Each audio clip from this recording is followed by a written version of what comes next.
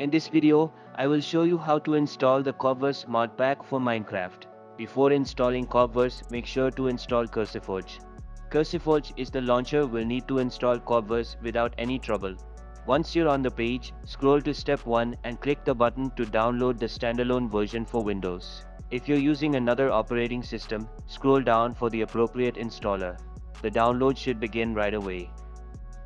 Once downloaded, find the file in your browser's download history or your computer's downloads folder. Then, double-click the installer to start setup. Follow the prompts by clicking Next, then accept the terms and click Next again to install. Once it finishes, the CurseForge launcher will open automatically. If it looks different from mine, don't worry, it's normal. Just select Minecraft, then click Browse Modpacks and search for Cobbleverse at the top. Look for the one created by Lumiverse, then click Install. Once installed, you'll find it under My Modpacks.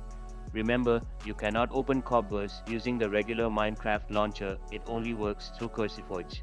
After installation, click Play. It may prompt you to log in to the official Minecraft launcher. This is normal and completely safe. Just make sure you log in with a Microsoft account that owns Minecraft. If you get errors like code -1 or +1, make sure to install Java 21. If you want to allocate more RAM to the mod pack, go to My Modpacks, click the 3 dots on Cobbleverse, select Profile Options, and adjust the RAM settings there.